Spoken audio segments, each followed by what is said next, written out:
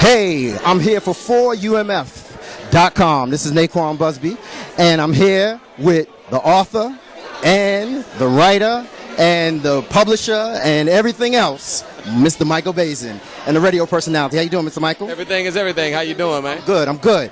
So listen, I wanted to ask you a couple of questions about what's going on with the new book now and some other things that's going on in your life. Tell me, you got Maintenance Man Part 2. Yes. So where is Malcolm going now? It's a long time coming up. Malcolm is involved in politics now. I wanted to create a character that was more James Bond, more Bourne Identity, Shaft, if you will, and give him a little bit more of a thriller edge as opposed to the first one, which was more relationship-based. Right. So I wanted to make the character more multi-dimensional and create a character that we could trilogize and make it into a franchise. Right. Okay. So Malcolm is definitely moving on. Malcolm's doing a lot of things, right? He's doing a lot of things.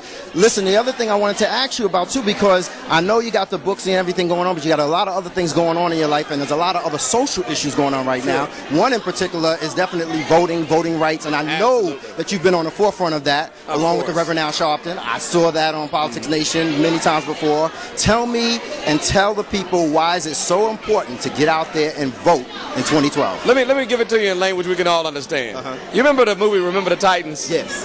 And Denzel Washington had coached the team, and they finally got to the championship game, and the referees were cheating. Yes. Well, that's what's happening right now. The Republicans are cheating. Right. And when Denzel yelled, cheater, cheater, and that's what I'm yelling right now. They're cheating. They're trying to suppress the vote because they know that if we get the same turnout we got last time, there's no way Mitt Romney is going to win. Absolutely. So I think we just need to understand that we're being cheated on, and that you can step up and do something about that, or you can allow yourself to be played. And I'm not one to allow myself to be played. Right. And the importance of a high black turnout. It is. And I mean, I think the women get it.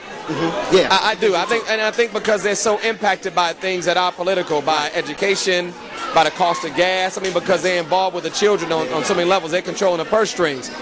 We got to get the men to understand how important it is for them. Incarceration rates, certain kind of laws being in place. Jobs, of course, is important to all of us. So I know that we're going to come out and vote. I think that the turning point that's really going to make a difference in this thing is during the debates. Right. Because that's when you're going to get a chance to see a side-by-side comparison to Mitt Romney and Obama. Because otherwise you're just looking at one advertisement and the other advertisement. Right. This is going to be, I think they'll probably have 3 or 4 or 5 debates. 3 presidential debates and 1 Let's hope there's more. Vice president debate. Let's hope there's more. Let's hope that they fall in love with these debates so much that they want more, because that's going to work to the president's advantage. And I think that's going to be the difference. Yeah. Also, I know that you've been actively involved in the Trayvon Martin case. Absolutely. I've been watching it since day one, following it. I know most of the fans out there have been following it. Your fans that listen to you on the radio and everything. I want to talk about, and you hear this and that, you can hear everything with the case and George Zimmerman, but I think sometimes people get lost in the hurt and the pain for the parents and the family of Trayvon Martin. You've met them, you work with them. Explain how that is for them, how mother and father feel to bury their son. Well, we've met once. I don't like to overstate things. I'm a realist. I like to keep it real. So just having dealt with the case itself and looking at the pain and listening to some of the stories of other parents who've had exactly the same situation that happened to them, I think that the message behind that goes back to politics. Right. Remember, the people that made the decisions not to pursue that case were elected officials, or people who were appointed by elected officials. Absolutely. It all comes back to politics, man. It's an unfortunate reality, but our lives are controlled by politics and policies, and we got to understand that. So the pain is there because things were not done right. Right. So it kind of cheapens the boy's life. And so that hurts as a parent.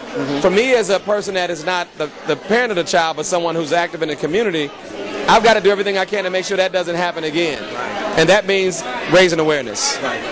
Now, you got something coming up, and we're here in Londell's beautiful restaurant in Harlem. We thank you for coming up here. But I know you are in great food here, but you got Real Man Cook coming up. I'm about to find out about the food. About that. I've never been. So I'm very excited. It's going to be in Atlanta. We're going to be at the World Congress Center, I believe. And I'm just excited to be there to see what it's all about. And as I said before, if I have an opportunity to promote positive male images, and particularly fatherhood, I mean, which is so discounted in our community, in our society. On Father's Day. Absolutely. So for me, it's a big deal for those two reasons. It's an event that I think is positive because I think all men should know how to cook. I think we need to be teaching our sons how to cook. And I think it just really promotes positivity for men and fathers. Right. Yeah. I'm a cooker, and I've always been a cook. All old school brothers I know how to cook. We definitely know how to cook. Yeah. And you know, it's funny. I don't know if you remember this, but I met you once before, several months back. I was younger. Yeah. Oh, months ago. Yeah, months ago. Oh, where were we? Yeah. I met you, and I'm going to tell you this, and you're going to remember this. Here's a story. Okay, here's a story.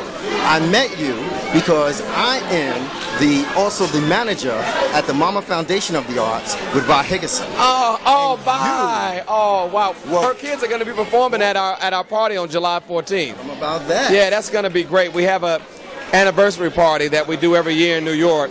So we're going to do it at the world famous Apollo. We got Angie Stone. Let me make sure I don't forget anybody. Amel LaRue, Kanya Doss, Will Downing. Oh my goodness. I know I'm going to forget some people. They're going to kill Johnny Gill and many others, man. So I'm real excited. My Baisden After Dark band from my television show, George Wilborn, Tyler Craig. All that is to benefit mentoring. Our relationship with Big Brothers, Big Sisters, and the African American fraternity. So I'm really excited about it. If you can make it, definitely try to be there. Well, Michael gave the Mama Foundation of the Arts a $20,000 donation, and that was amazing. We thank you so much for that. I'm saying it for Vi Higginson. Well, you get more, you give more. That's what it's all about. Thank you so much for that, too, as well. Thank you very much. It was really, really appreciated, and the kids loved it, and they're doing great things. They're achieving great goals. I already knew she would do the right thing with it. She is doing the right thing with it, my brother. Thank you for having me, man. I appreciate it. And I want to ask you one last question. I know that you're not here on New York radio anymore, and unfortunately, 98.7 Kiss is not here anymore. BLS is here. We want you on the radio. Are we just signing petitions? What are we going to do? Well, it all is going to come down to business. And of course, I'm always going to be sad about losing my first family. Yes. I mean, this is where it all started. Business decisions were made. Yes. I have no control over it. Absolutely. All I can do is let people know that I gave them my best every day. And if we get back on, you'll get my best every day after that. Right. So we're working to try to get back on here. I know things are happening in the background, but right now I got to focus on the people who can still hear me. Right. You know, I still have an obligation to them, and if New York ever has me back, I'll be appreciative again. Well, New York would definitely love to have you back. Now, if they're in New York, we can hear you on the internet. TuneIn Radio. Download the TuneIn Radio app and listen to the show anytime. Yeah. Now I'm going to have some of this delicious food. Absolutely. I'm not going to hold you up. Yeah, because my plate is over there, ladies and gentlemen. I'm going to tell you that, because you know a black man going to keep away from food too long. Real man cook. Real man cook. Thank you very much for joining us. I appreciate it. Thank you, brother. And thank you for taking the time out with us for 4UMF. Thanks for having me, man. I appreciate it. This is Naquan Busby for 4UMF.com. Thank you. Bye-bye.